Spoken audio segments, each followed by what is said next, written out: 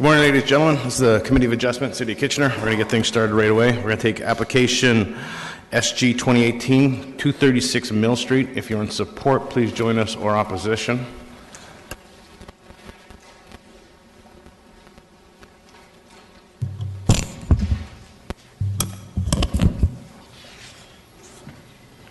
Good morning. Good morning. If you could just pull the mic closer to you so we can hear you. Sorry. Great, thank you. If you could just state your name for the record. Jerry Zister. Thanks, Jerry. Have you had an opportunity to read the staff report? They're making recommendation to approve, subject to certain conditions. Yes, I just read it a couple minutes ago. Do you have any questions or comments with this report? No.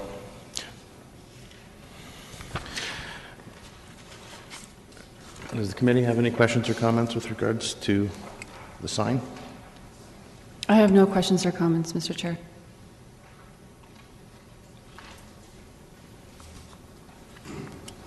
Mr. Chair, I think this is fairly straightforward. All of the three conditions I'm in support of, so I would move that this be approved with the three conditions as outlined in the staff report. All in favor? Okay, this is a sign bylaw. This committee, just for signs and fences, this committee makes recommendation to council to approve. We don't get to actually approve this like the other applications that we will be dealing with later.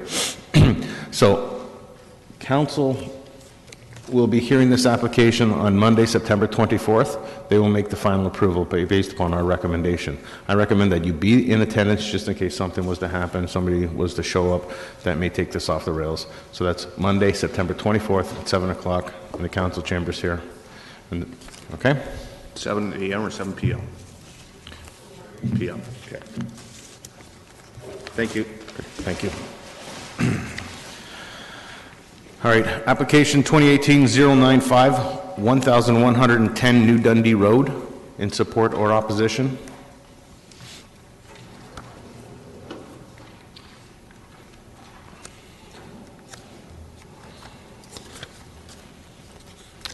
All right.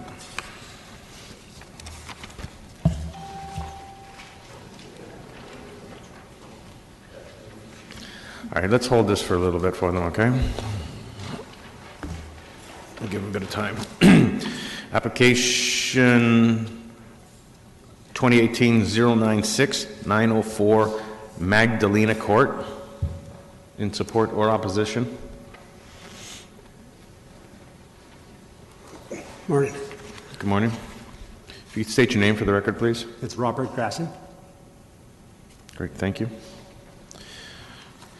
Have you had an opportunity to read the staff report? Yeah, I just read it. Do you have any questions or comments? They're making a recommendation to approve subject to certain conditions. No, I have no questions. Being a building permit.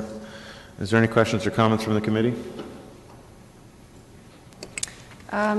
Just a question of clarification. On the survey or site plan, there's two boxes with X's on them over the addition, the covered porch area. I'm just wondering what that is intended to delineate. Sorry. Boxes where? Sorry? Pardon me? Boxes with X's on where? Sorry? On your survey, on the component, the addition, the covered porch, I see. Oh, those are skylights. Pardon me? Those are skylights. Skylights. Yeah. Oh, okay. Yeah. Thank you. Mr. Chair, from the review of the picture, it is a bit, the addition does look to be a bit of a bulky thing. However, I don't see anyone here in opposition, and I note that it's not if the side wall is fully open and there's skylights, I'm told. Yes. So, and staff supports it. So I'm prepared to also support the application. If that's a motion, I'll second it. It wasn't a motion, it was simply my comments. Then in that case, Mr. Chair, I will move that this be approved with the one condition as in the staff report. Second? All in favor? Great. Thank you. Thank you. Application 2018-097, 196 Hickson Drive. Anybody in support or opposition?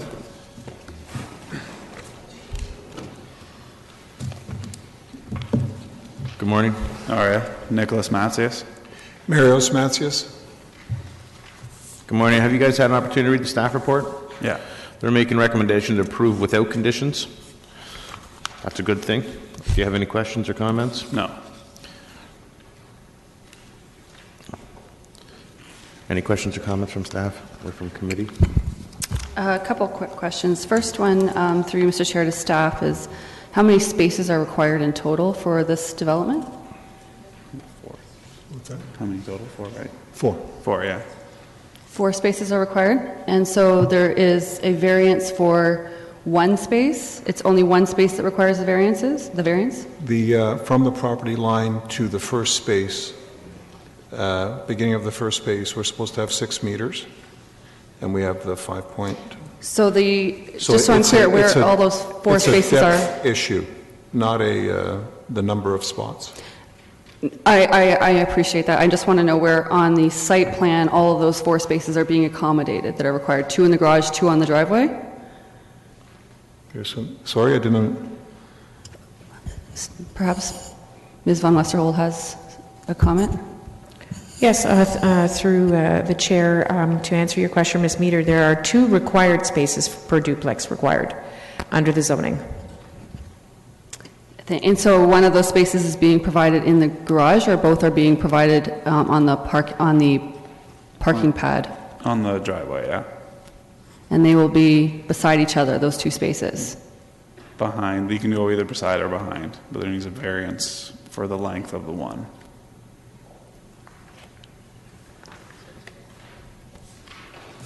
I'm still not following. The driveway appears to be wide enough to hold 2 cars.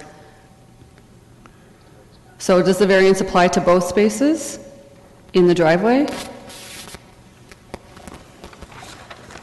The way the bylaw was explained to us by staff was that there had to be space for 2 cars to park front to back.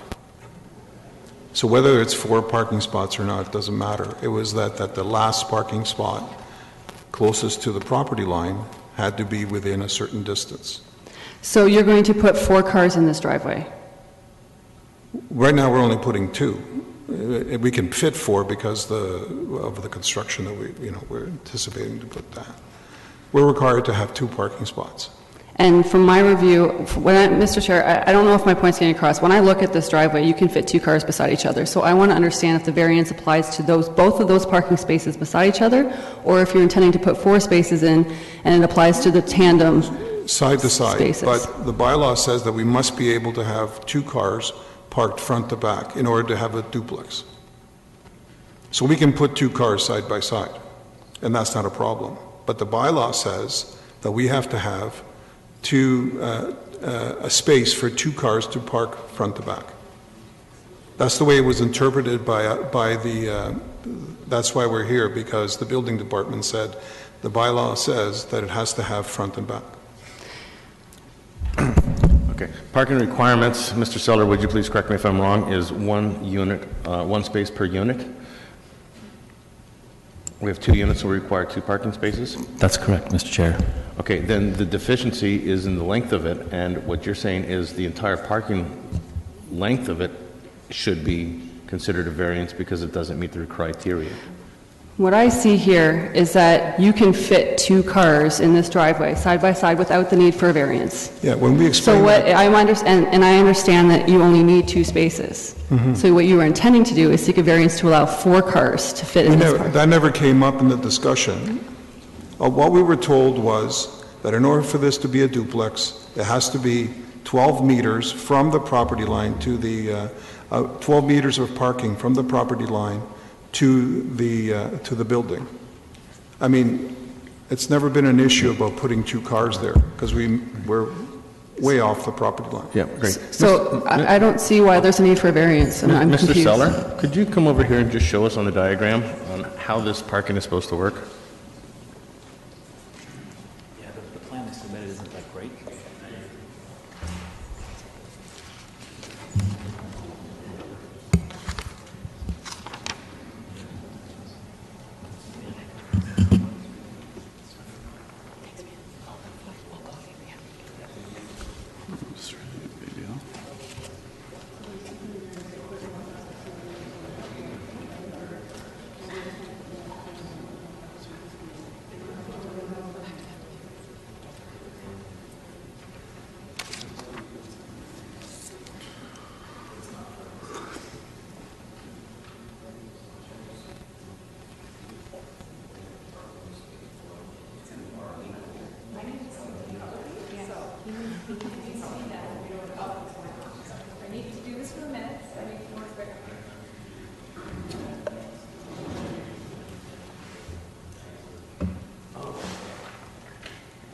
He's probably trying to do them in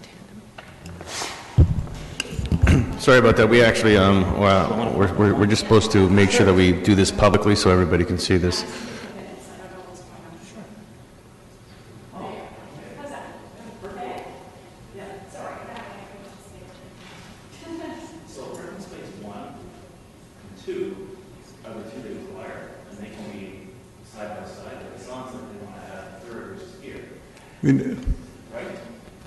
We never talked about parking. We were just told that for this, to get the duplex zoning, we had to have 12 meters from the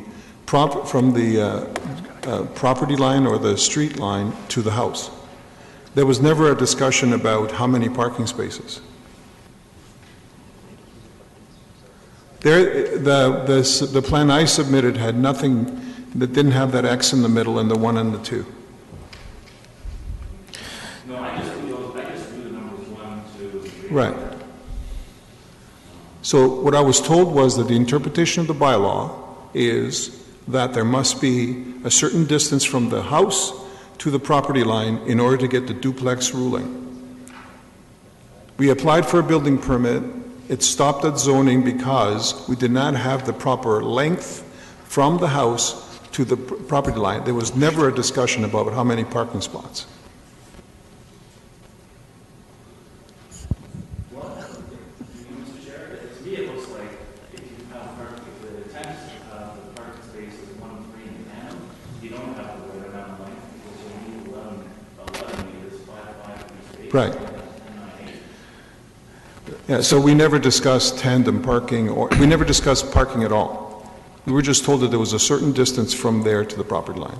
It must be. I'm curious to know what the variance is for here. It's not clear to me on what the variance is for. Is the variance to allow an additional parking? Because it looks to me, you know, if he has 10.98 meters in length and 5.38 meters in width, he meets the requirements for 2 parking spaces, which is required. What is required for 2 units? So I'm not clear on what are we varying here. You know, it is 2 units. It's not a duplexes that have been. It's not a side by side with 1 up, 1 down or anything, is it? It's just two 1-bedroom or a 2-bedroom and a 3-bedroom unit apartment or a duplex.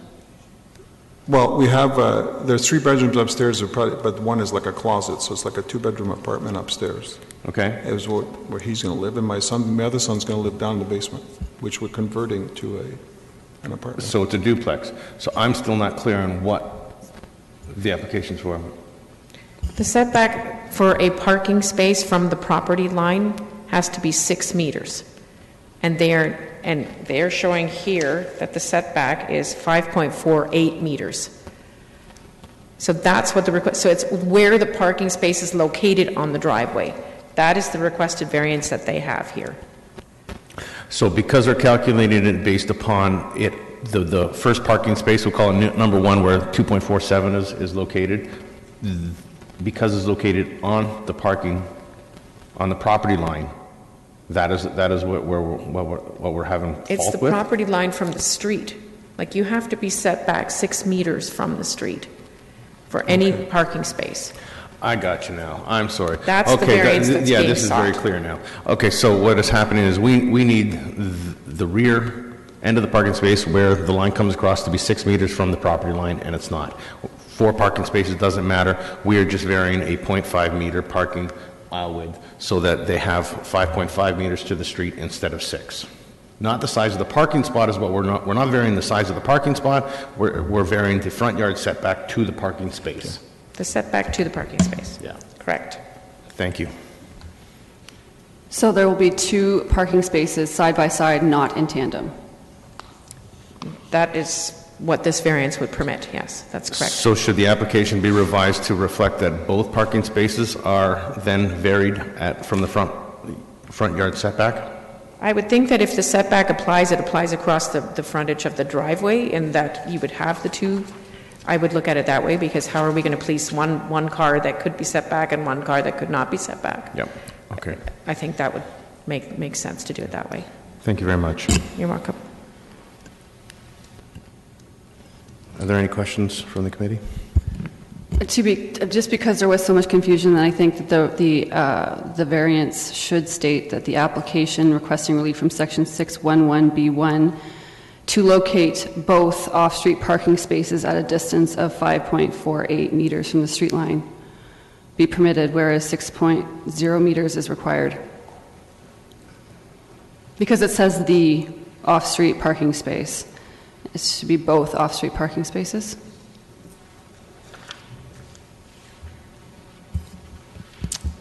So I'm prepared to make a motion to approve the application with that minor revision or point of clarification.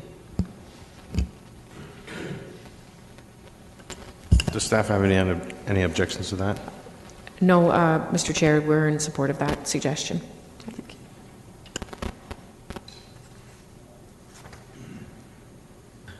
Through you, Mr. Chair, just to make sure I understand this correctly, the application was for one of the two parking spaces, but in actual fact, as we get into it, we need the variance to cover both of those parking spaces? As Julian explained, the setback line is what is being varied, and we're removing it, so it will apply to across the entire front of the property, so which will cover both spaces. In that case, Mr. Chair, I second the motion. It's very minor. Thank you. So, all in favor? Great, thank you.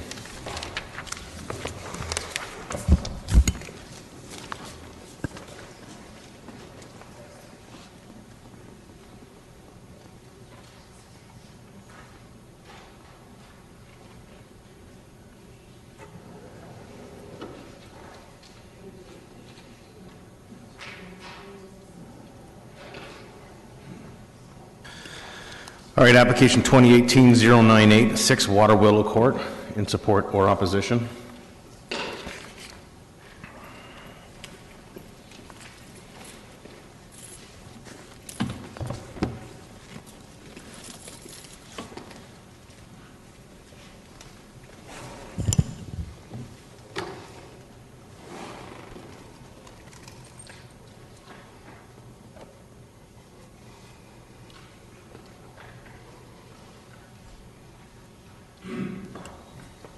Good morning. If you could state your names for the record. Good morning. My name is Biljana Ivanovic. Thank you. Have you had an opportunity to read the staff report? Yes. They're making recommendation to approve, subject to certain conditions. Do you have any questions or comments? No.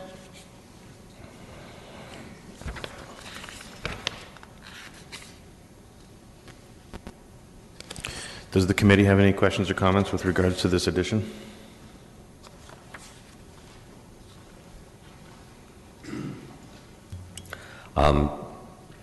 Mr. Chair, I see there's no objections being brought forward on this application. I would think that the neighboring property at number 2 Water Willow would probably be the most impacted, and there's no submission from them. City staff have indicated that there is sufficient amenity space in the side yard, so I'm in support of this application with the 4 conditions. I do have some questions about this application. I see that it's that the amendment from the last application is to reduce the size of the addition by 1 meter and then shift it towards the street to create more amenity space in the rear yard and have less of an enclosed feeling. I note that staff have asked for elevations. I think, again, those elevations should be part of the application. We should be reviewing those to assess the impact. So I have that as a concern. I can't really, I mean, we're talking about 1 meter difference between having staff support and not having staff support. And when I look at the photos at page 3,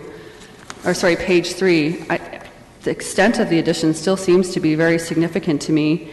But I appreciate that it's essentially could result in a kind of a a side yard to side yard condition for the adjacent house. So I do have some concerns with that and understanding exactly how that will feel and impact. And my last concern is the shed that appears to be there. How the addition will come right up against that existing shed. Shed will be removed from The shed will be removed? Okay. Then I think if the committee is to support this application, that should be a condition, that the shed is removed, because it takes up a significant portion of the remaining rear yard once the addition is built. And if the issues are having an amenity space and enclosure, that shed would continue to exacerbate that concern. So if staff, again, I think it's premature. I think we should see the elevations, but I don't know. I'll leave it to my colleagues. Julian, would you like to speak to that just briefly? And what about the accessory building that she's referencing? Is this part of the bylaw that she's allowed to put it? So if we remove it, she's going to have it removed to address the addition to this building no matter what, but she can relocate it on the property, can she not? Through you, Mr. Chair, staff would support the suggestion to remove the shed. With the addition, there might be, there's obviously less room on the site to locate a shed. If there is an opportunity to place it in such a fashion that it doesn't impede or further create an enclosed feeling, then perhaps that's something that staff could review with the applicant. With respect to Ms. Meter's comments about the elevations, we have staff on urban design staff that would be reviewing the elevations, and we hope that the committee would be confident in our assessment of any potential impact that an addition would bring, that we would be evaluating that to the truest extent. Thank you. Through you, Mr. Chair, just to make sure I understand this correctly, we're now asking for the shed in the rear yard to be removed. Does the applicant, now did I catch that the applicant said that they were going to remove it? Sorry, it is very hard to hear from this point. I don't know if anybody so far, I couldn't hear the question now, so do you mind if I get closer, or? One of the comments that we're having here is to have you remove the shed. Yeah, we can remove the shed with no problem. So. Okay, as long as you don't have any concerns with that, it's either remove or relocate subject to the staff's approval. So if you wanted to relocate the shed to a different location, subject to staff's approval, is that satisfactory? That's what we would do. So that way, you know, if you want to put a shed up, it's just going to have to go through staff, and it's just a minor process. Yeah, but we will remove the shed and will not ask for any other space on the property, especially with new addition. Okay. Then, Mr. Chair, if I understand correctly, they're going to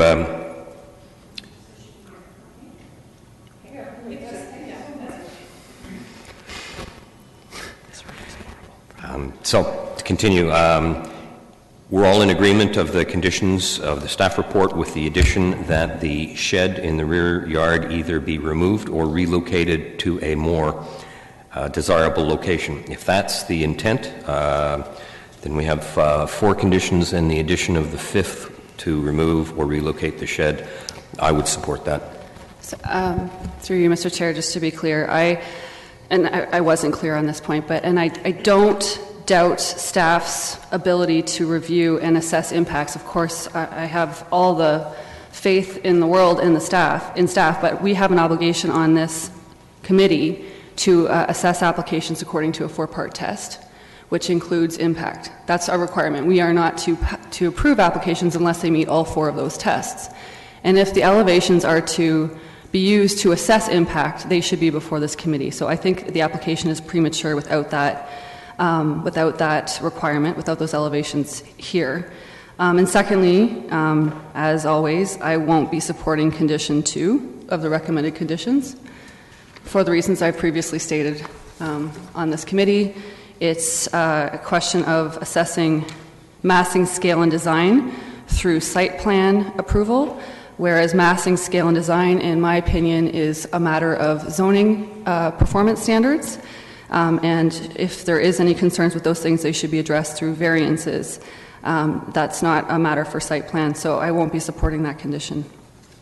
But at this stage, I think the application is premature, and I won't be supporting it.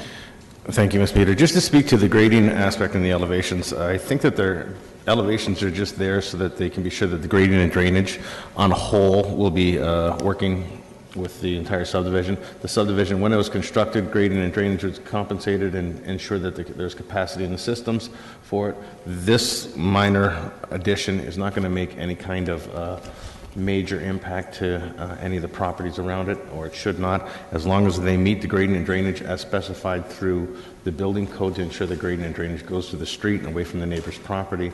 This is a regular thing. I don't see any problem with it. But I understand your position, and thank you. Through you, Mr. Chair, I understand our colleagues' concern about not having elevations. And of the 4 tests that are required, impact being one of them, I have been on this committee for a while, and I always assess impact somewhat to the extent of what do the adjacent property owners say. There's only one adjacent property owner that is affected by this, well, there may be one at the rear too, but no one has brought forward any concerns. So I'm going to state that I think the impact on the neighboring properties will be minor, and they don't seem to have a concern about that. So, Mr. Chair, I will move that this be approved with the 4 conditions in the staff report and a 5th added condition that the shed in the rear yard be removed or relocated. That's my motion, Mr. Chair. To the satisfaction of the planning director? To the satisfaction of the planning department. Very good, thank you. Do I get a second? All in favor? Great. Opposed? Thank you. Motion's passed. All right, application. Thanks. Welcome. Application 2018-099, 161 Victoria Street South, in support or opposition?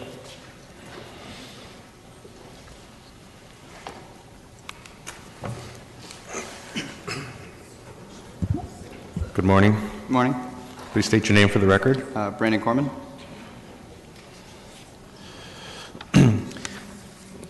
Have you had an opportunity to read the staff report and make a recommendation to approve? I have.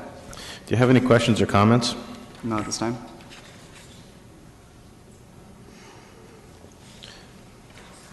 Does anybody from the committee have any questions or comments? Through you, Mr. Chair, I've read the staff report. The application is fairly minor, and all they really need is a building permit.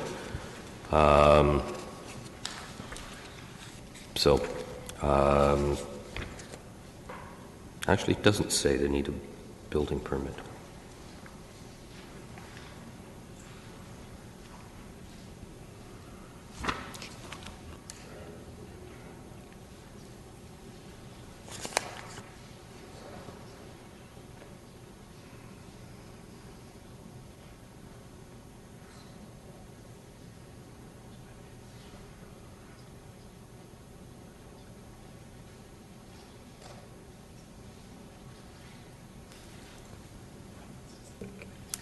Just a quick question, and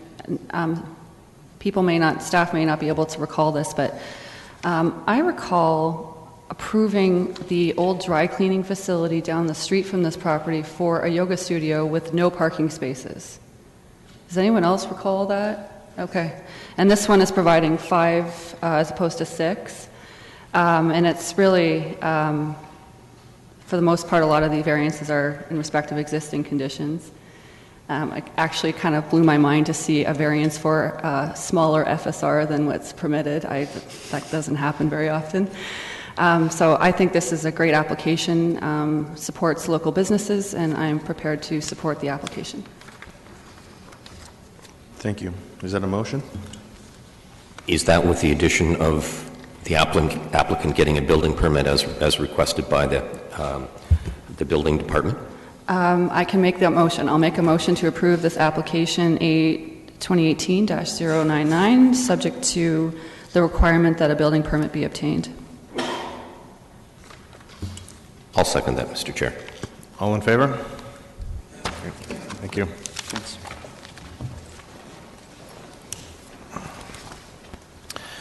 Application number 2018-100, 6th Southdale Ave. In support or opposition?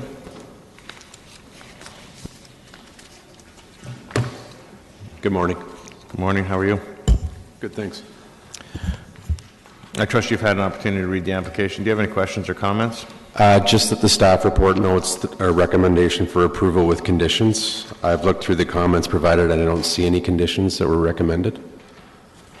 So unless the committee's aware of some conditions that I'm not, I think it's just a recommendation for approval.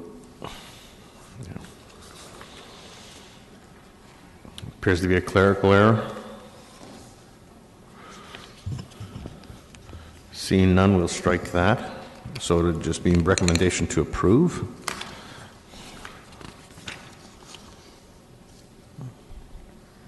Any questions or comments? Subject to any comments from my colleagues, Mr. Chair, I'm prepared to make a motion, and I'll move that application A 2018-100 be approved. I'll second that, Mr. Chair. All in favor? Okay, thank you.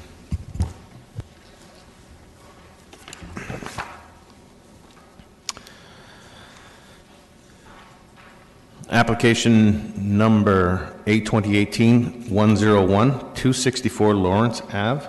In support or opposition?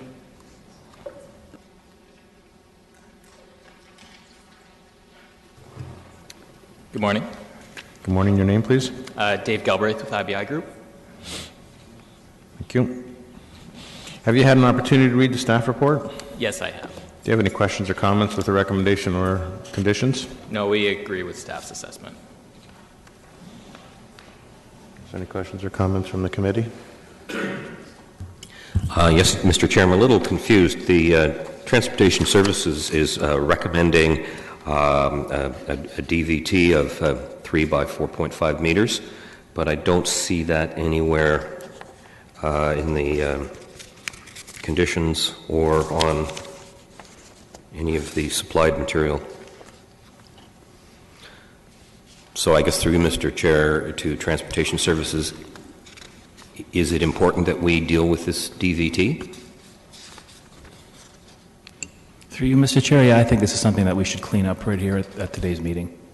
It's going in the future direction of our new zoning bylaw, and these types of DVTs will be occurring eventually anyway, and this won't be an issue for them to provide something like that.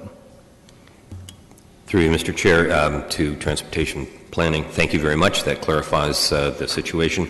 I would move that this be approved with two conditions, one being the building permit and the second being that a driveway visibility triangle is included in this application. I have some questions, and I had the same question as Mr. McCall. Based on the parking plan we have, can the DVT be supported with this plan? Through you, Mr. Chair, based on the plan I have, yes. Because the 3 meters, it goes up the driveway, and the 4.5 would go along the sidewalk. Thank you. I believe they have 3.2, I think, if I looked at this correctly. Yeah. They have 3.21, based on the plan I have, along the driveway, which is sufficient. Thank you.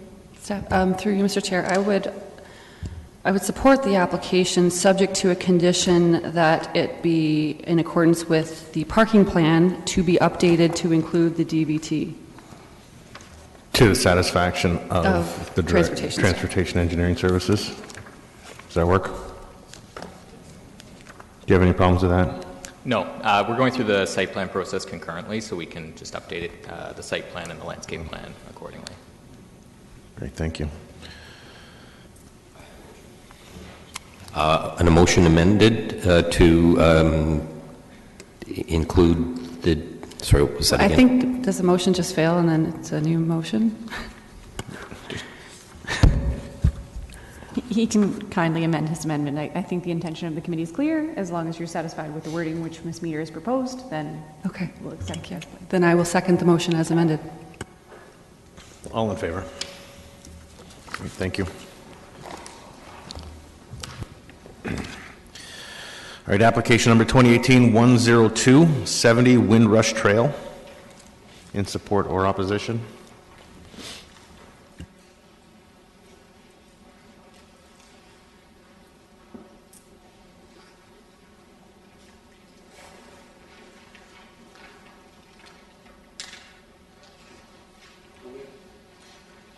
Good morning.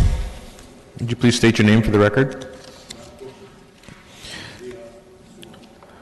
Sorry, your microphone's not on?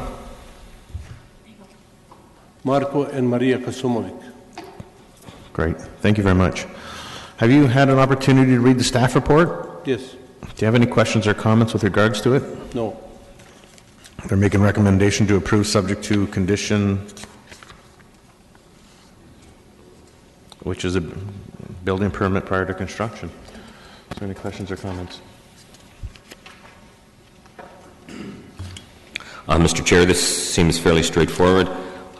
The only condition from staff is that there be a revision to the already existing building permit. So I'm in support of this, and I will move that this be approved with the condition of revised building permit. Second? I'll second that. All in favor? Great, thank you. Thank you.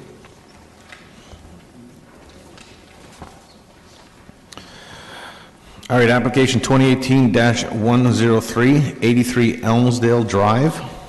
In support or opposition?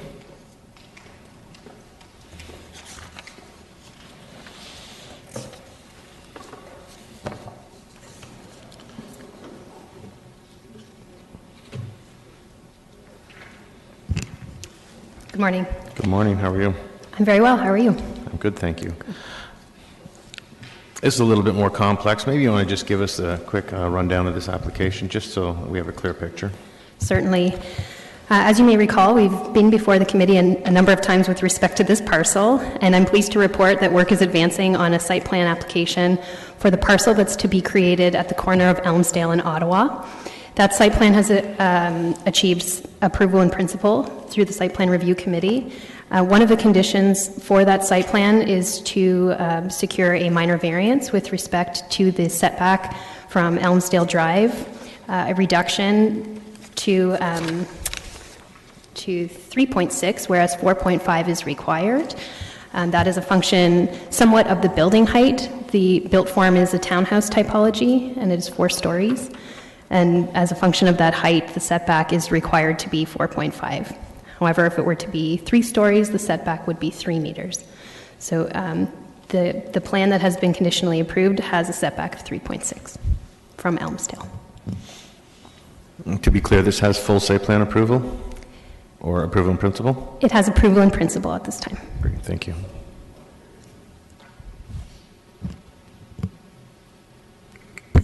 As the applicant noted, this application has been before this committee a number of times. In the past, there's been a number of residents who've come out with concerns. I just want to, and you may not have the answer because things come up, but do you think this is the last time you're going to be here on this application? Through you, Mr. Chair, I certainly hope so. The reason for the delay and the number of times we've returned is pertaining to that consent application to create the 3 parcels. The delay has occurred because of the remediation that's required in the record of site condition. That's still in process, and the latest we've heard, it should be in place within the coming months. So we will be able to finalize that severance once and for all and advance the site plans for the 3 parcels. Thank you. I think that this application meets the 4-part test. It supports good planning, has the support of staff, and I'm prepared to make a motion, subject to any questions, comments from my colleagues. I'll second that, Mr. Chair. All in favor? Thank you. Application 2018-104, that's 387 King Street East. In support or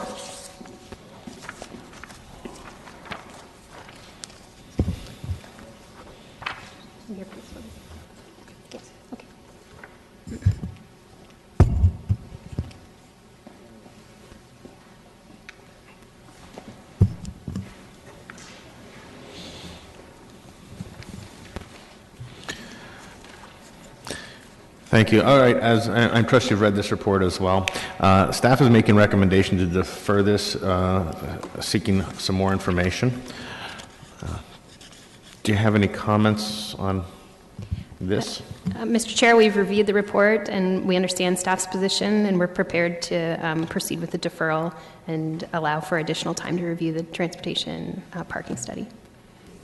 What kind of timeline do you think you would need on this? Mr. Chair, I'd like to check with staff. Our understanding is it would be deferred to the next committee meeting as the report has been submitted. It was just to allow for an additional time to review that report. Through you, Mr. Chair, that's correct.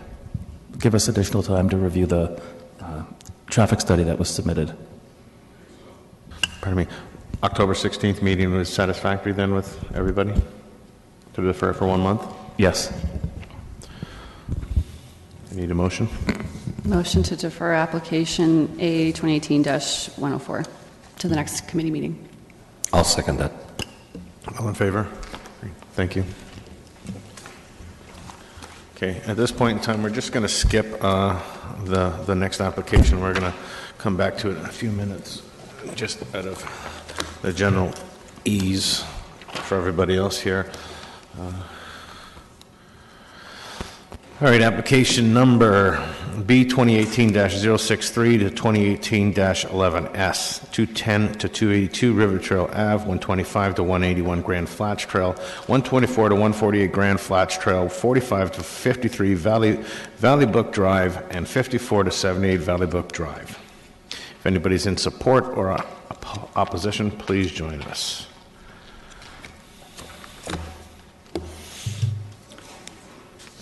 Morning.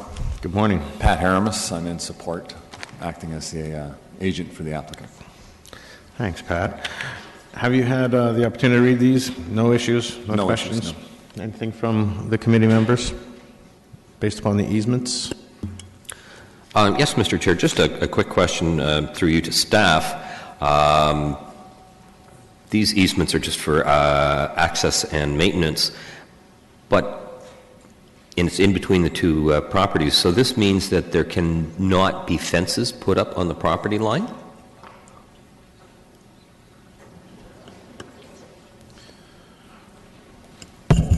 Through you, Mr. Chair, not in the location where the easement is at.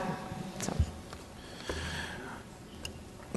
Through my experience of being in townhouses similar to these developments, what people have often done is they leave the last 1.2 meters or whatever it is here not fenced, and they fence up to it to allow for maintenance easement for other people to get their barbecues and lawnmowers past their property lines into the backyards. Thank you, Mr. Chair. I understand this now. And hopefully the people who move into these dwellings will understand that. And these are the same, virtually the same requirements, so I move that this be approved with the 6 conditions as outlined in the staff report. Through you, Mr. Chair, I'm just, before supporting the motion, I'd like some history on the application. Presumably this was the subject of a site-specific zoning bylaw. Can I just have the history of how this development came to be? It was draft plan zoning. The zoning always contemplated these kinds of setbacks, and we're just implementing that zoning. Can I have a bit of history on the applications, the development applications that brought us to this point? My client came to me with with the request that we make these easements because he has a particular house style that works with them. There's 2 previous subdivisions where he's done the same thing and they've worked really well, and so he wants to do it again.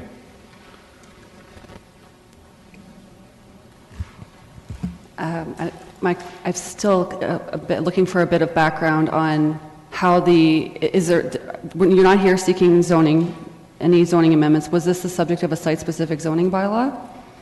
It's in the zoning bylaw that you can do this. Through you, Mr. Chair, there is a requirement in the 85-1 zoning bylaw to provide an easement for maintenance, and it has a minimum requirement, and this is implementing that requirement.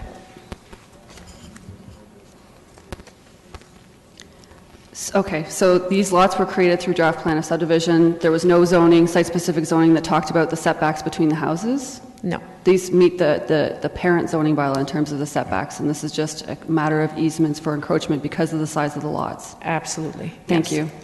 That's all the clarification I was seeking. I'm prepared to second the motion. All in favor? So approved. Great, thank you. All right, application B 2018-114, 94 Fifth Ave, in support or opposition?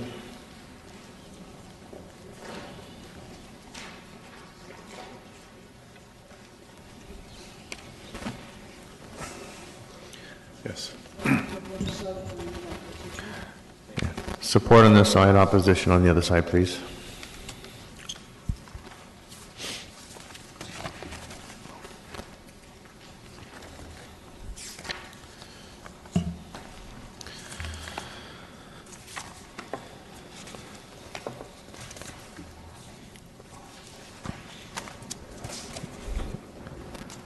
Good morning. We're going to start with opposition. If you could please state your name for the record. We're going to...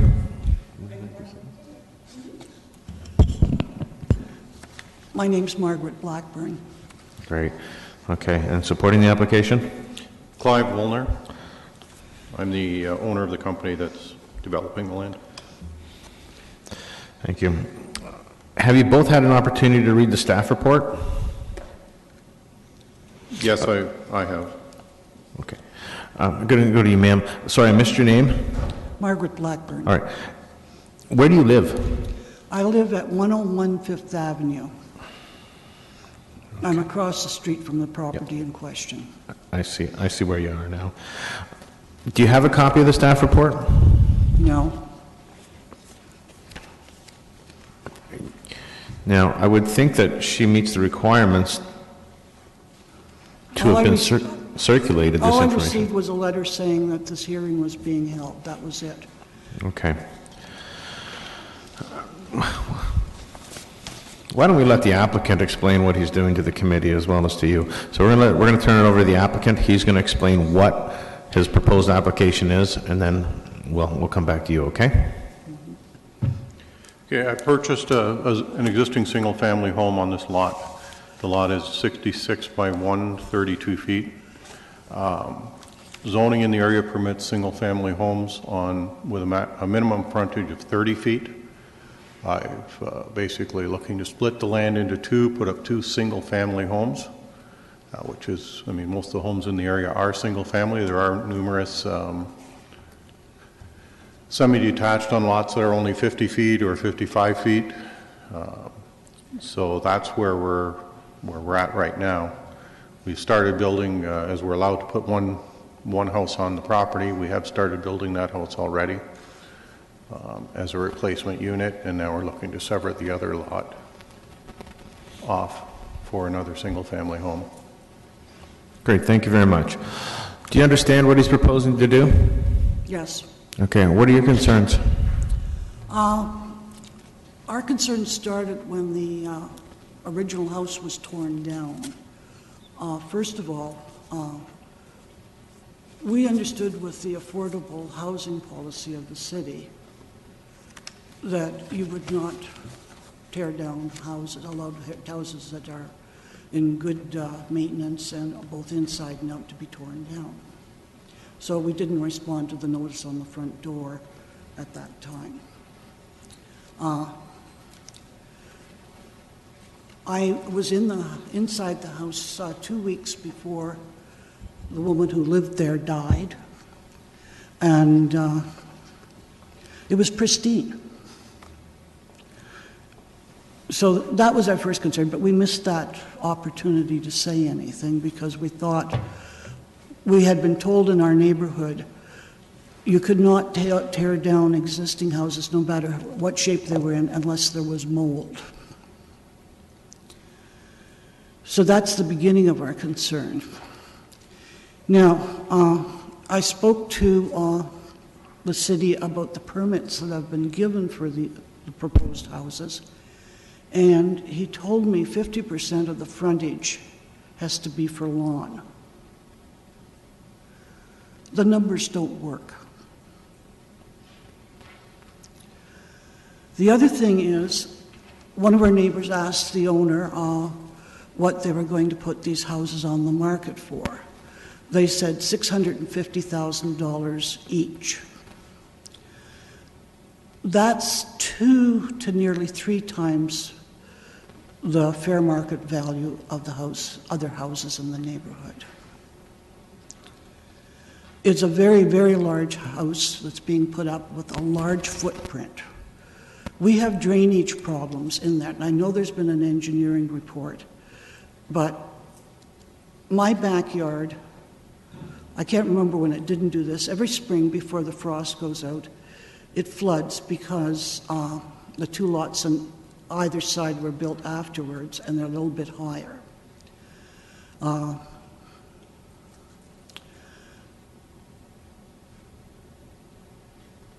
So that's the sort of the beginning. This house does not conform to our community. In essence, if it goes on, this sort of development goes on in our neighborhood, it's a clear signal that it's open season for speculators. The lots are fairly good-sized lots, and, you know, we're a very stable, well-served neighborhood. And there will come a tipping point. Now, yesterday I drove around, and we drove over to 4th Avenue, and I checked some of the other houses that have been built there to replace older ones. I was surprised to find out most of them don't have lawns. They have almost solid asphalt in front of them.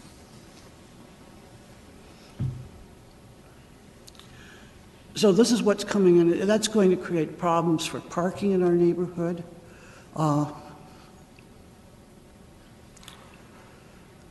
There's a tree in front of the house, a tree planted by the city.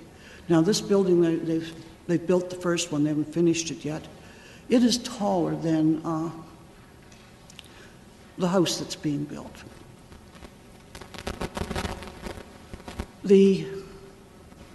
When I spoke to somebody at City Hall about the permit, apparently the builder has guaranteed not to do any construction damage to that tree. Well, if they put another house in, they're going to have to dig another sewer line and another gas line. Plus, with all the paving, it's a double garage they're putting in, as far as I can tell. It's very large. And then there's another problem. The house next door to 94, on the left facing it. We have to really deal with this parcel. I beg your pardon? Sorry. We have to keep it to the application. We can't deal with anything that happened on 94 or any of the other houses around. Drainage on your property because of the adjacent properties. You know, we have no jurisdiction or power over that. We're here to deal with the application, which is to sever the property. And it's unfortunate that you don't have a copy of the staff report, because there's even conditions for approval. Number 9 states, the owner ensures that any boulevard trees identified by the city for retention are protected during construction. You know, he's taken the appropriate measures for it. We understand, the committee understands that this is a neighborhood that is part of an area that is in transition. We see applications for this neighborhood frequently just because of the size of the lots, and people are probably speculating on what's happening in that neighborhood just for this purpose. Part of the provincial mandates is that we encourage development within areas that have the services available. So all the infrastructure is already in the ground. They're encouraging the general public to develop within our city limits instead of taking out more farmland and more greenfield development. So part of the legislature states that we have to have development within the settlement boundaries, within the city limits. So this is where the clear direction comes from the province on what the city and the region has given us direction to do. In all fairness to the applicant, he is quite in his rights to apply for what he has done. You know, if there's we understand your concerns, and it deals with the grading and engineering for the site. It deals with the trees that are on the site. I just want to be clear on what your concerns are. You know, it is a neighborhood that is in change. We understand that, and we're not opposed to the change, but we want it done well. We don't want to have, like down the street, there's a couple of these larger houses that were put in where there was a chapel and a parking lot. I went on Sunday morning and I looked down and they're parked sideways onto their parking spaces are filled up on their property. They're parking on the sidewalk and onto the boulevard. So that's the sort, like we're starting to see stuff in this neighborhood that is not good. In all fairness, I think that people, because we love our cars, we fill up our driveways really quickly, and if you've got kids or something like that, people will park in the boulevard or where the driveway apron is of the driveway to get it off the street because of the parking regulations in our city. I would like to just turn this over and hear what our staff has to say. I think that's a question of density. If you could, Okay. I would just like to I'd like to listen to staff for a moment, please. Just through you, Mr. Chair, I just wanted to point out that the lots that are being created do conform to the zoning. So the earlier statements of the resident, she indicated that it didn't meet certain size requirements. So they are not seeking any variances for the creation of the lots. So they do comply with zoning. And yes, we do see a trend that in some of these older established neighborhoods that we often, when they become available and are purchased, that sometimes they are intensified. But to the earlier statement about not being able to remove a house, there is nothing that says you can't demolish a house. In fact, if a house if a property is to remain idle for longer than 2 years, we do apply demolition control for any house that is not being replaced with another house immediately. But because this property, the house that was taken down, is being replaced by not one but two houses, there's no loss to the housing stock or inventory for the City of Kitchener. So I just wanted to clarify those points for the resident. Great, thank you. Do I understand you to say that this property, those houses they're replacing, are not affordable houses? They're replacing the property with ones that are not affordable. I think what is an affordable housing? You have to look at that. If it's going to be new housing stock, I guess affordable is... I'm sorry, I cannot hear you. If you turn your mic off, when I'm speaking, there's a microphone at the bottom, and then you could probably hear me much better now, okay? I don't think that we can speak to the affordability on it. That's not in our policies. That's not in we don't have any control on affordability of a housing, of what is being constructed or not constructed at this time. We're here to deal with the severance and the severance application. Whether, a person who lives next door to you, they could tear down their house and they could build it right to the zoning limits, and they could put a price tag of around $1 million or $100. That's entirely up to that person. They have all that right. You have to turn on your microphone. I think it's reasonable when you're building a very expensive house for the neighborhood, that you be very careful to comply with the conditions you agreed to for the building permit. Now, this is a neighborhood of lawns and trees, etc.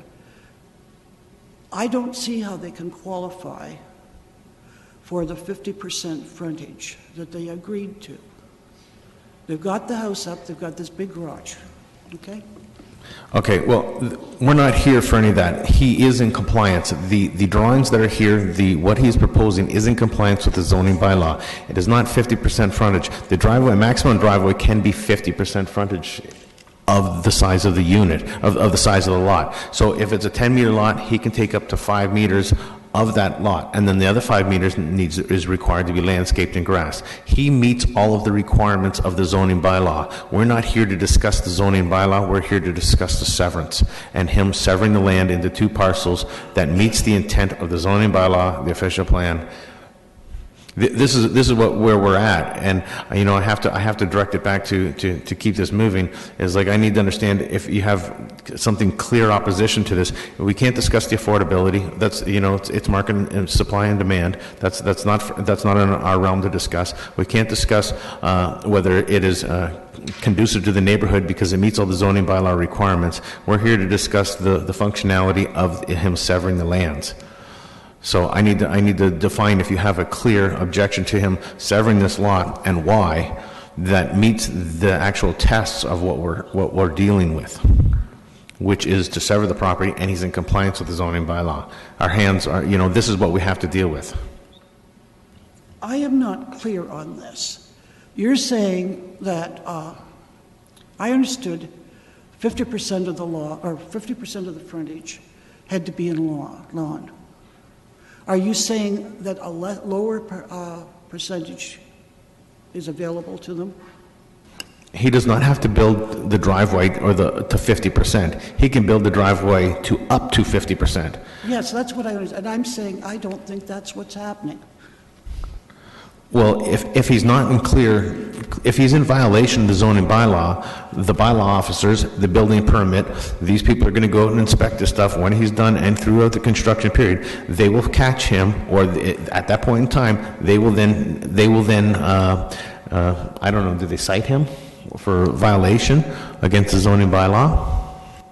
So what you're telling me, this is not the appropriate forum for us to complain in. We should be going to bylaw. If there's, yes, your appropriate place to complain would be to call the bylaw department on anybody who's in infraction. Unfortunately, it is, if you call the bylaw, if there's somebody parking their car on the front lawn and doing massive parking infractions all the time, then you call bylaw on them. That would be the appropriate route to take for a complaint, I guess. I don't understand what you're saying.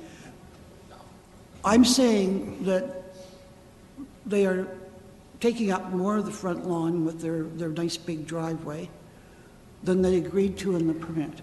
So you're now telling me I have to go to bylaw, but I don't understand exactly what that'll do for me. Perhaps I can try and explain.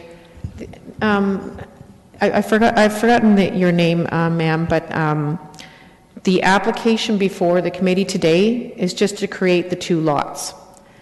And when we look at the creation of lots, we look at whether they comply to zoning. Both of these lots comply to zoning, which means that they don't need any approvals from this committee because they already meet all the requirements of the zoning bylaw, including the requirement for the size of the driveway and the front yard and where the house is located. All of those requirements are already being complied with. The only thing that they are doing right now is creating a separate lot for each house to sit on its own lot. I think the houses are still under construction, I believe, right? So it probably is a little difficult to assess where exactly the lawn is going to be and what have you during the construction phase. Once the property is completed its construction and the sod is installed and the driveway is properly installed, if at that time you feel that things aren't aligning with the zoning bylaw, then it would be the appropriate opportunity for you to call the bylaw enforcement office. Does that help you? Does that help you understand? Yes, I know, I understand now. But isn't that going to be a little late at that point? Is it very effective to phone bylaw at that point in the process? Perhaps I can add something here. When we submit a building permit application, part of that application is a site plan.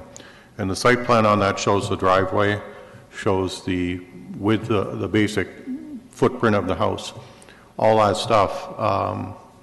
We are required to build to that. That is approved by the city to be sure that we're in compliance with the zoning and the land allotment. If we vary from that, then yes, there is a recourse through that.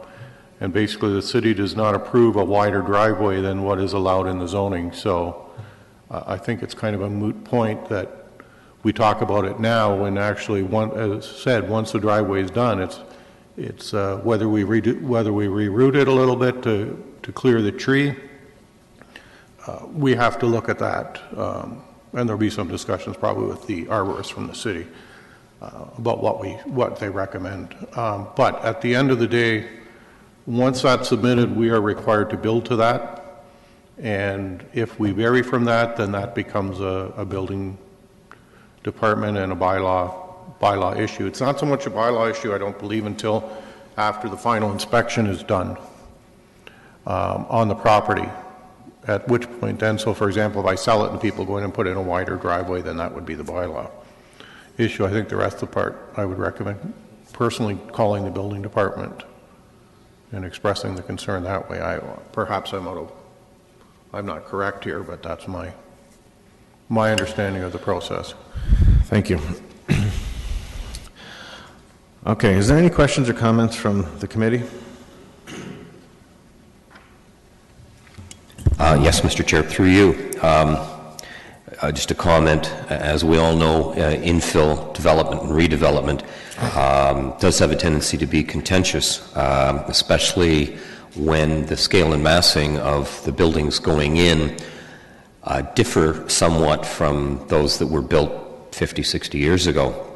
Having said that, I agree with staff and with you, Mr. Chair, that a lot of the concerns from the opponent are outside of the purview of this committee, and I can assure the opponent that the applicant will not get a occupancy permit if the buildings don't comply with the zoning or with the site plan as approved by the city.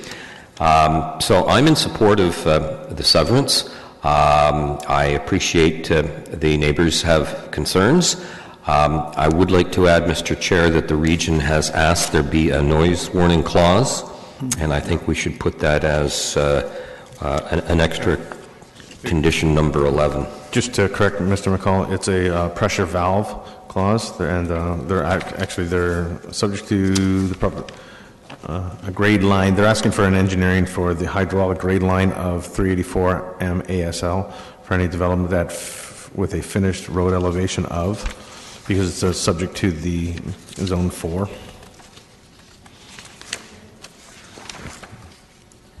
I think you're one comment ahead in the regional comments. From what I can tell, the region for Fifth Avenue, around Fifth Avenue, only requires the final approval that the consent application fee. So I think you're on Franklin. No, I was actually addressing the water services comment above. Above, regional staff has no objection to the application. Prior to approval, the applicant submit the payment of the fee. Uh-huh. Okay, so you'd like water services, that comment, to be included as a condition? Well, water services has a comment above that. Right. Right on pay. Okay, that was what I was making reference to, but they're not asking for. This is a comment that they're going to have to deal with through design guidelines. I expect, in accordance. And then he pays the regional fee. I don't mind. I'm just trying to clarify the condition.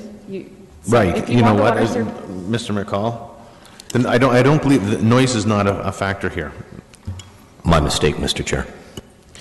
Okay, so no condition? So the condition just stands as the regional fee. Okay. Thank you. Yep.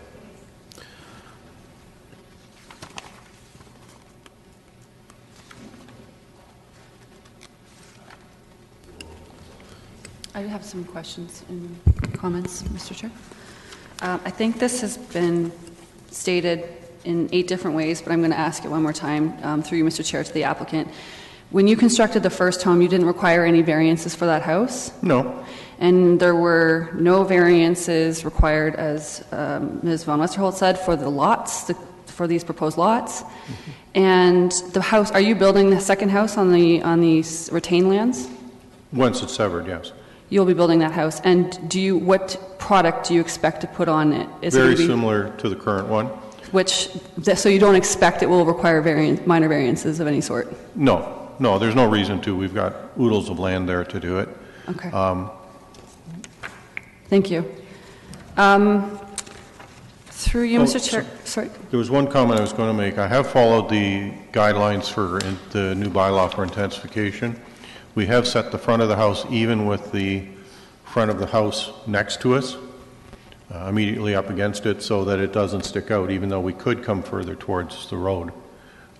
I decided right away that we were going to keep it in line because I don't like driving down the street and this one's back and this one's right out at the minimum. So we have kind of complied with the new bylaw that's coming in about intensification in established areas. Thank you. Just a couple more questions through you, Mr. Chair, to staff. I don't know that I don't recall ever having this requirement, but I'm wondering if there's any benefit. I heard some comments about the trees, but is there any benefit to requiring that the applicant be responsible for an additional street tree in front of the proposed new lot? It would have to comply with our street tree planting policy, and they do require certain distances between. So I don't know what those distances are without conferring with our operations staff. I love a lot of trees as well, and I'm not against having additional trees. I think it would have to be subject to like whether or not the boulevard can sustain another tree in close proximity to another. So that there is that to consider as well. It's not just the tree itself. I have no opposition to having another tree if possible, but there's also infrastructure that's in the boulevard as well as the trees, so sometimes there isn't sufficient room, and that's why the spacing of the trees is somewhat a little bit more apart, just to make sure that all of those things like your utilities and whatnot and everything that is in the boulevard can still fit. Thank you. That's very helpful. I propose then that perhaps condition 9 could be amended to require the applicant to confer with staff about the possibility of a second tree, about planting a new boulevard tree in accordance with city policy and at the discretion of staff. I'll put that out there as a potential amendment to the conditions. I just had one other comment, or question, I guess it is. There's a bolded comment from engineering staff, page 4, it says, of the staff report, it says, "It is noted that this property is located in the Montgomery-Freeport sanitary drainage area. There is currently a development freeze in this area until the final phase of the Freeport sanitary pumping station is complete. Engineering will not approve any off-site works applications for this site until the pump station works are complete. Anticipated timing for this is end of year 2018. Through you, Mr. Chair, to staff, do you know of any off-site works that are required for this application? It would likely be the service connection to the sewer system that will be required for the second house. There's already a service in there because there was an existing house. And that second set, my understanding is that they are very near completion of this project, but this is to put everybody on notice that, technically speaking, that the hookup won't happen until all of the works with the force main and the pumping station are complete. The pumping station is built, but the force main is still under construction. Thank you. That's very helpful. I didn't appreciate that the actual connection, the local connection, was considered off-site works, so that's helpful. I think those are all my questions, Mr. Chair, and comments. So I'm happy to. Is there a motion on the floor? Not at this time. Through you, Mr. Chair, a question to our colleague with regards to clause number 9. There's a sentence in here that the owner makes satisfactory arrangements, financial or otherwise, for any relocation or removal of existing boulevard trees. I think we can cover off your concerns by just putting the word in addition, relocation, or removal. And then operations can decide whether or not there's sufficient space along the boulevard for an additional tree. And I think that would cover off Ms. Meter's concern or desire for extra trees on the boulevard if we just add the. Thank you, that's helpful, Mr. McCall. Can I just suggest that it be worded a little bit differently, because the relocation and removal, that statement is in respect of existing boulevard trees. So perhaps it could be something along the lines of, for any relocation removal of any existing boulevard trees and the planting of any additional boulevard trees adjacent to the subject property to the satisfaction of operation staff? Sounds good to me. My only concern with that is that we are flying right in the face of policies for the tree bylaw and the policies that are in place. So we have this policy in place that specifies how many trees, and a lot of the time it's 1 tree per unit, right, or 1 tree per lot. This is what is specified. So if he's creating 2 lots, he'll have to put up 2 trees. Considering these are not 9-meter lots, it's not in front of a semi-detached, I expect that he's going to be fully in compliance. He's going to be to be in compliance. He's going to have to plant 2 trees, 1 in front of each lot, because it's a 10-meter wide lot. It is a wider lot than what is being done. The distance between the trees is generally out there for the semi-detached units or for the townhouse units for the tree policy to come into place. Because because we get down to a much shorter unit with abutting driveways, it's difficult for them to place 1 tree in front of 1 unit. At this point in time, I think the tree policy should stand as it states in there, and that there's adequate protection through that, making the applicant go through additional requirements for a tree when it's not legislated in the policy. I don't know if that is a course that we really want to open up into. Through you, Mr. Chair, I'm thinking what Ms. Meter is attempting to do here is basically give a heads up to staff and operations that, if possible, another tree should, or multiple trees, depending upon what operations has to say on that. I understand your concern that we do have a tree policy, and this isn't going to change that policy. This is just going to give them a bit of a heads up going, folks, if there's an opportunity and space, put in a couple of trees. If possible, the decision is theirs. So I don't think it's in contravention of our policy, and I think it's just a friendly tap on the shoulder to say, we all like trees, let's put in some if possible. So I'm going to support Ms. Meter's position on this.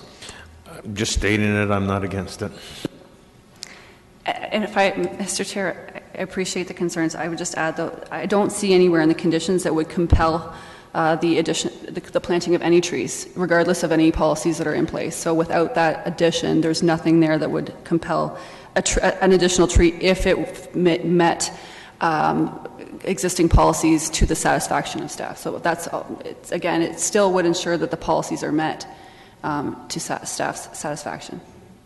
So with that, I will move that this application be approved.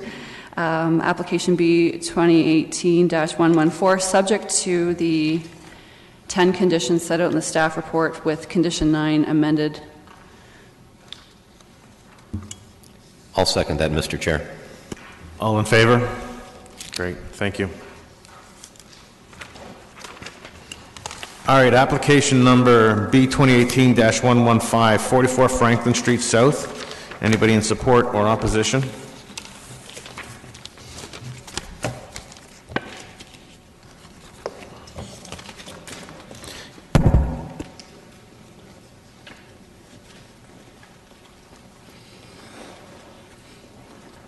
Hi, my name is Octavian Adrian Rasso. I'm in support for 44 and 46 Franklin. Thank you. Have you had an opportunity to read the staff report? Do you have any questions or comments? I have no questions or comments. Thank you. Is there anything from the committee?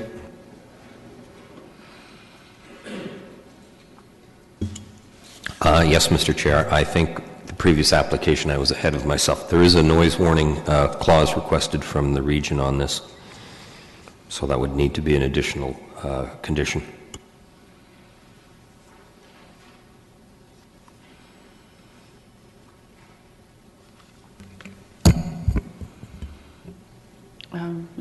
Mr. Chair, I'm prepared to make a motion.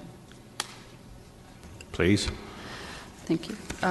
This is a straightforward application. It's simply about tenure of the houses have been constructed, and it's simply severing it into two lots to can be conveyable.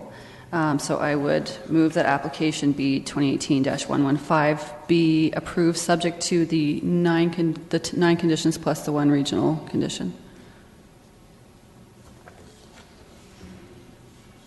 Pardon me, 9 conditions set on the staff report plus all of the conditions required by the region.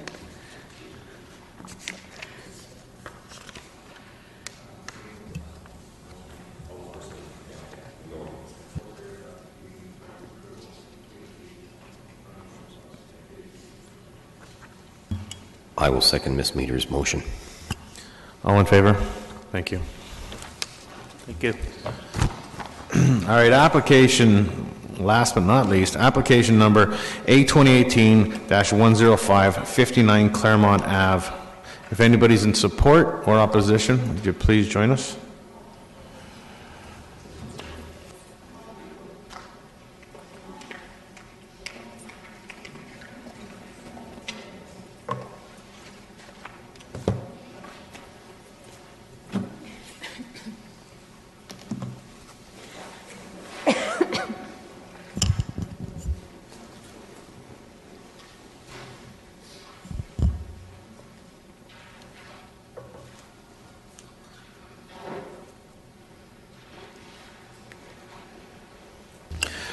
Good morning. We'll start with the applicant. Just state your names for the record, please. Certainly, it's Heather Price, GSP Group. Christopher Simmons, architect. And then we'll come over to the opposition. We'll start from my right to left. I'm Stephen Bednarski. I'm professor of history at the University of Waterloo, and I live 3 doors down from the proposed property. Could you please just state your the address where you reside? Yeah, certainly 79 Earl Street. Thank you. Center Ross, 40 Earl Street. My name is Susan Maver. I live at 789 Avondale in Kitchener. I'm Susan's husband. My name is Ted Maver. Thank you very much. Has everybody seen the staff report? So I received it just upon entering the chambers. I know that my neighbors who live immediately adjacent also did not receive it by post. They had to contact the city and request a copy. So we're at something of a disadvantage arguing in a vacuum, but we'll do our best. Okay. Have you had an opportunity to at least review it? Staff are currently making a recommendation that we approve subject to certain conditions.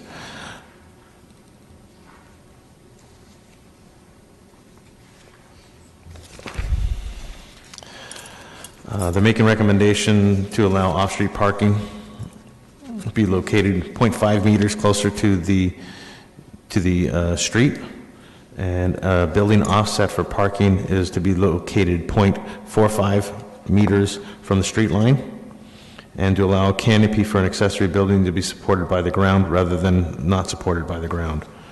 So what they're asking for, and out of compliance, what they're non-compliance for is basically locating a parking stalls or parking area within about 1.5 feet from what is legally allowed, right? Where the legality is 6 meters, they're at 5.5 meters and 5.55 meters. That's what the variance is that they're requesting. At this point in time, why don't we hear from your concerns, if you would, please? Thank you, Mr. Committee Chair, members of the committee. If you permit me just 30 seconds by way of background, it might shorten the conversation in the long run, since, as I'm sure you're well aware, this lot has had a long and storied history. We're here speaking on behalf of the 71 residents who submitted written protests to this body in 2006 that the construction on the site would have a strongly negative impact on the adjacent properties and the neighborhood. At that time, the City Planner's Office granted the variance despite the substantial opposition and did so without an expiration date. Consequently, 12 years went by before a plan was submitted to build, preventing consultation with current residents, myself included. The planner did impose 3 limitations on the variance: conformity with local massing, scale as design, as you would expect. The current plant structure already violates all 3 conditions. It's effectively a story taller than the surrounding structures, and it represents a significant departure in that it innovates. It'll be the first ever old Westmount home to employ a metal girder frame rather than a timber frame, to be clad in materials not used in surrounding homes, and to occupy such a significant percentage of its total lot size. So now to the application at hand, ladies and gentlemen. The application today seeks additional variances to add a second unplanned structure which has not benefited from adequate community consultation, a detached garage, and a ground-supported canopy, which is not structurally required and is in violation of municipal bylaw. These violate one of the 4 usual tests prescribed in Section 45(1) of the Planning Act, in that an additional structure an additional violation should be, or variance should be minor, rather. So in considering this, it seems important to note that at the time the project proposal was approved and the building permit issued in March 2018, a few months ago, there was no mention of the inclusion of a garage. In fact, the 2006 staff report noted that, quote, without variances, no garage could be legally constructed since the sum of the minimum garage setbacks, internal parking space depths, and building wall thickness would exceed the lot width. That constraint on garage construction actually prevailed for 10 years, since the time of the original 2006 variance, and indeed in 2015, 3 years ago, permission was sought by an owner for an easement for maintenance of a proposed garage at 59 Claremont, but that application was never realized or finalized. Consequently, many neighbors cannot but wonder whether today this is a last-minute attempt to circumvent normal planning processes. In terms of the canopy, moreover, the proposed depth of 1.92 meters is almost 3 times that of the canopies in the approved plan, which are 0.65 and 0.47 meters in depth, violating the 3rd test laid out in Section 45 of the Act, the original bylaw intent. The applicant has provided no rationale for why this should be necessary in the application, and so we find it difficult to speak to his reasons for wanting it. Again, the canopy design and scale are out of line with the rest of the neighborhood, causing a further challenge to the original variance. And finally, the proposed canopy depth of 1.92 meters effectively transforms the garage into a garage plus mini carport, which will substantially increase the garage's visibility from the street. Look, this plan is not supported by the vast majority of local residents who feel the proposed garage and canopy would have a negative impact on our community. It has not benefited from adequate consultation. It's a substantial departure from the March 2018 building permit, and it's in all way at odds with the original intent of the 2006 variance. It'll have a deleterious effect on our community. We would ask, lady and gentlemen, that this committee deny the latest application. Thank you. Are you speaking collectively, or would we like to? Okay. Please. Yes, I had a couple of questions about the section heritage comments. I wonder if this application was submitted to Heritage Kitchener and if they were invited to comment. I think it would be important to know that, since it was Heritage Kitchener that undertook the cultural heritage landscape study. My second question is that I guess that the cultural heritage landscape study and its recommendations are not part of the official plan yet. It seems to me that if they're not, and it says that the owner and the public will be consulted, it's after the fact. If this dwelling, and I don't think it does, conform with the other buildings identified in the cultural heritage landscape, being after the fact and anything was questioned, it's very quite different, and so would have little effect. It just seems that we, as people who live in the neighborhood, are important wanting to have our cultural heritage landscape study recommendations approved in the official plan, and what the effect would be of not having this building considered when it's part of the official plan. Thank you. Did you have anything to add? Okay. Why don't we turn it over to the applicant at this time, and maybe you can address some of these comments and oh, sorry. I have one more comment to make, and I guess it's to do as the precedent setting, because the proposed property is a corner lot. The original design of the edifice is really quite large, and the addition of the proposed garage carport is going to make it shall we just say, it's going to make it such a mass structure that it's going to be incompatible with the rest of the neighborhood, because there won't be any opportunity to soften the edges of the structure and reduce the intensity of the mass by putting trees, and that I think it overpowers the lot. And because, as I said, it's on a corner, it's very, very obvious to passerbys.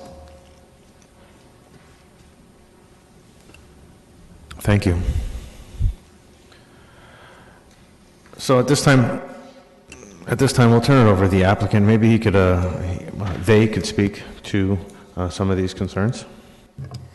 Mr. Chair, I've been involved with this property, preparing a design for about 3 years or so.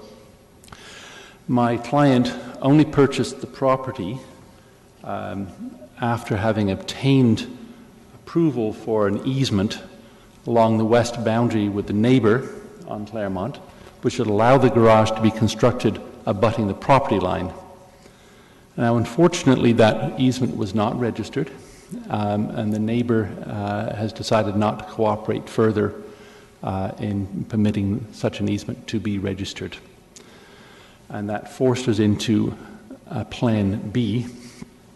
The Plan B was to construct a semi-detached garage which straddled the property line, which would have meant that we would be in compliance with the zoning bylaws. And we have been in negotiations with the neighbours to do such a thing. And it was on that basis that we filed the building permit application and proceeded with the project. I want to and I'll just say that it's only because negotiations and agreements with the neighbours have failed that it's put us in this position now of having to seek a variance. It's not a position I want to be in, but as has been pointed out, the house was approved and the house is under construction. I want to just clarify what a lot of the opposition seems to be about the character and design of the house. There was a lot of concern initially about the legalization of this lot, which, although it's existed for 100 years or so, was slightly too narrow for its location at a corner. And there was considerable opposition. So the planning department approved this subject to urban design review within their department.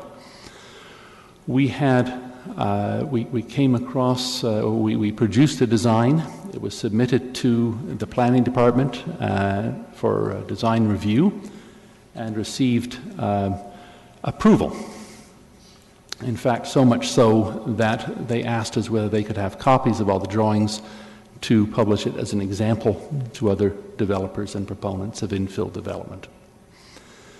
However, some considerable time after that approval and when we were getting ready to file the building permit application, the public became aware of the design and started filing complaints with the councillor's office. The councillor asked that there be a public forum be held to receive comments about the house. We held that public forum, although it was not a legally mandated hearing. And all of the neighbours had a chance to speak their comments. There was many in opposition, although many people came up to me afterwards also and said they were in support of it. As a result of this, we were asked by the planning department to amend the design of the house. And we have done that. We moved the main bulk of the house to 6 meters from Claremont, the front yard setback, instead of originally legal requirement of 4.5. And created a smaller yard, a smaller garage, and various other things to accommodate these requests. So it is the amended design which is now under construction. And I don't think that it's a matter before the committee to be discussing the design of the house. We've continued to receive laudatory comments from the planning department and their design reviewers. We have always illustrated the house to the planning department with a garage on the understanding that we were working out how we would get cooperation with the neighbor to do so. And it's only because that's broken down that we're in this situation. What's not included in the staff report is a general site plan showing the location and size of the other canopies on the house, which we're trying to emulate and sympathize with in constructing the garage canopy. If I could have the chair's permission to share the illustrations that we had submitted with the application that are not on the report, unless you have them all. Please do.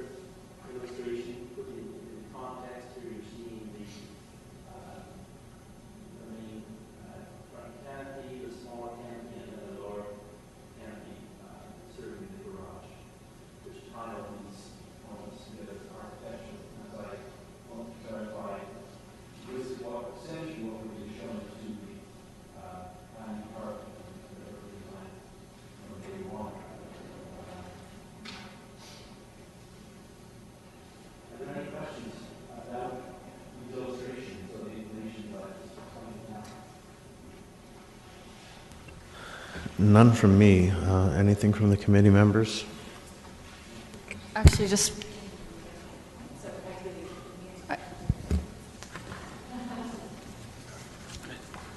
one question, sir. Thank you for your presentation. The drawings that we have, the elevations and site plan that we have from you, dated August 16th, 2018, that's what you're proposing to construct? Yes, it is. Okay, so you wouldn't be opposed to a condition that would require that development occur substantially in accordance with these drawings? Would absolutely be acceptable, would be definitely acceptable to us. Thank you.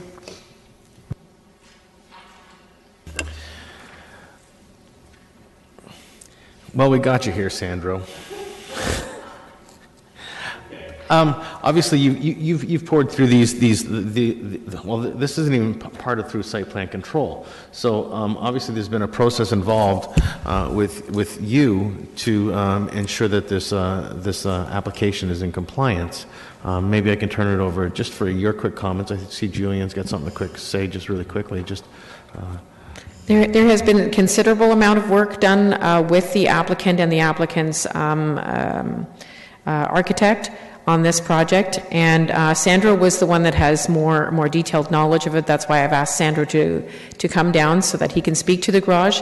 From what I can see, the garage was always contemplated as part of the overall scheme, but I will turn it over to Sandro and he can speak to that. Thank you. Thank you very much. Yeah, some of the preliminary discussions when this whole process started, it was with the house, the building of the actual house on 59 Claremont, and the garage was contemplated through all the design iterations, and I've got some of the preliminary correspondence. So it was part and parcel of the design process as they were working on the house plans. If I might also add, we heard from the applicant that part of the reason for having to push the garage further to the forward was because there was an easement that was no longer obtained from an adjacent property owner, and then to meet all of the setback requirements, that played a factor in pushing the garage closer to the street on a lot that is already fairly narrow, as we know. What was that easement for? I think the easement was intended to, but perhaps the applicant can clarify that. Yeah. We're proposing to construct the rear wall of the garage at the property line, and that is permitted under the zoning bylaw where there's a 1.5 meter wide easement on the adjacent property, and that is what we had obtained approval from the Committee of Adjustment. Okay, so it was a maintenance agreement that was in agreement with that person at that point in time. Since that time, they've changed their mind, and it was never registered, so hence you had to move their garage forward. All right, thank you. That is correct. And I understand that there was a public meeting. The general public was out to discuss this designs, and Heritage had comments on here. If you could just expand a little bit on that for us. I can speak to the Heritage comments, and Sandro can maybe speak to the meeting that took place. With respect to the meeting, to go way back, the original variances for the house were considered by the Committee of Adjustment, I believe, in 2006. And so since then, I guess that for whatever reason it hadn't been developed and whatever, and maybe the designs took a lot longer because of the site. I don't know what the reasons were, but then just this year, the neighbors discovered what the style and design of the property or of the house would be. And it was felt at that time, through consultation with the local ward councillor, that a neighborhood meeting was appropriate. Staff did have that meeting, host that meeting, and I believe Sandro has some intel on that meeting and what transpired at that point in time. And yeah, I think that's what got us to this point right now. I didn't attend the public meeting, but there was correspondence. There was a letter prepared. There was a neighborhood meeting or a neighborhood information session. Andrew Pinnell was the file planner on that. And I had a copy of it. I don't know if, Julianne, if you have it. And within the package, there's the elevations. There's follow-up notes regarding the decision of the house for the house itself. And within that, there is a note that went back to the residents, and it references that a garage would be proposed, but it would be further on in the process. They really just dealt specifically with the house.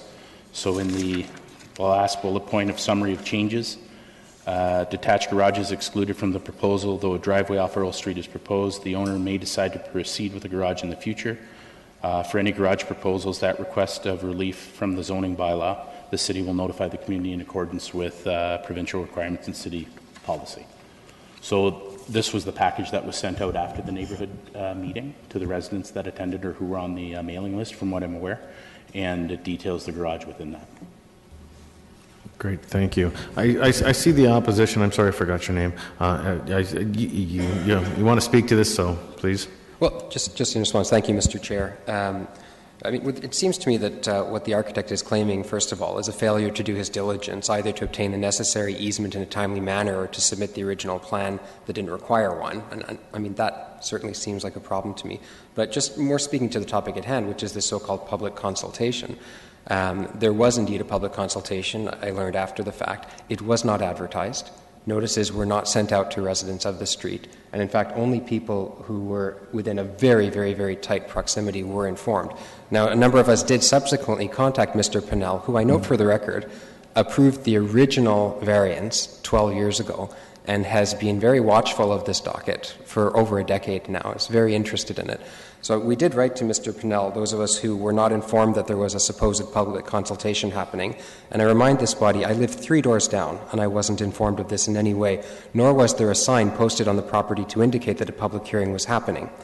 I'd like to submit, please, to your clerk the rendering which Mr. Pinnell circulated to those of us who approached him after the alleged public consultation. And members of the committee will note that despite the architect's contention that, and your staff's contention, that a garage was always intended, it's absent from the plan.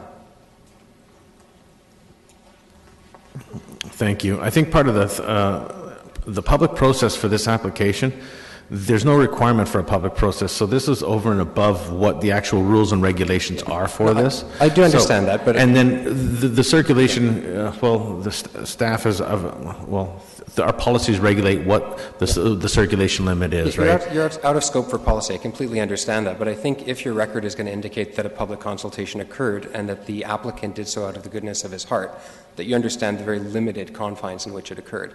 Is it possible to get the image I just circulated up on the screen as the architect did with his rendering, please? While you do that, I just want to bring us back to full circle. At this point in time, this application is dealing with 3 requests, being to allow for off-street parking to be located 0.45 meters, about 1.5 feet of what he's legally allowed to do. And the other one is to have the off-street setback at 0.5 meters, which is, once again, 1.5 feet or something like that from what he's legally allowed to do. And then for the canopy, which is, very visible and see-through, it's not fenced in or blocked in. So there's no visual obstruction there. That is what we are looking at, right? We have to keep within the scope of things of what it is, and what was approved is that's out of our control. That was approved whenever it was done. From our understanding, there was a public process that they went above and beyond to consult with everybody about this. Whether it might have been limited or not widespread enough or to your pleasing, I have to bring us back to what we are dealing with and what is the variance. At this point in time, I'd like to ask my committee members if they have any questions or comments. Thank you, Mr. Chair. I have some general comments. I thought that was helpful, the presentation that we heard from Mr. Simmons. And as he pointed out, the proposed garage continues a design motif of the existing house, and that it repeats the canopy element on the house. I personally like the design of this house, but that is absolutely of no consequence to the application that's before us. So I agree that I don't think that that's something that we should really be speaking to. In my opinion, it's more desirable for the development of the land, which is one of the tests, to have a garage that matches the existing development on the site, as opposed to something that's completely different. Again, I think that this is a desirable proposal, and I don't see any issues of impact that have been made out in terms of the minor test. I see the massing of the canopy as being appropriate. It has many openings, and it's sensitive in that respect. I don't see it being large enough to function as a carport. It's far too short. And we know that the DVTs are met by the development. Again, as the chairman said, we focus on the actual variances that are being sought, and that is a half-meter reduction in the distance from the space to the street, and that the canopy is ground supported. So it's really a question of those 2 posts that come down to the ground. That's the extent of the application that's before us. And for the reasons I've given, I would support this application, subject to a modification to one of the conditions to make it more strenuous. So if I take the committee to condition 1, I would propose, so we have the drawings before us, we have the site plan and the proposed elevations before us, so I would amend this condition to strike the words, "The owner submit and obtain approval of building elevation drawings for all sides of the proposed detached garage to the satisfaction of the city's director of planning and that the." So I would strike all of that so that the condition reads that that the garage dimensions and location be, but instead of the word general accordance with, that the garage dimensions be in substantial accordance with the site plan and garage plan drawings provided with the application to the satisfaction of the city's director of planning. So subject to that revision to the condition 1, I'm happy to make a motion to approve this application. Mr. McCall, do you have any comments?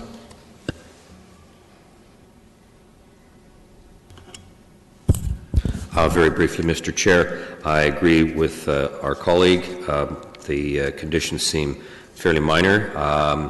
Again, as I mentioned earlier, infill developments and redevelopments can always be contentious. I'd like to thank the neighbors for taking an interest in this, but we need to move forward. I support Ms. Meter's revision to condition number 1. So I will second her motion. All in favor? Thank you.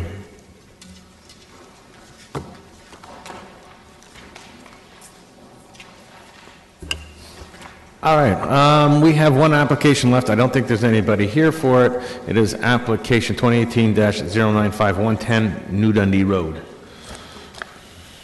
Anybody in support or opposition? Seeing none, we'll defer this. Motion to defer. Second. Motion to adjourn.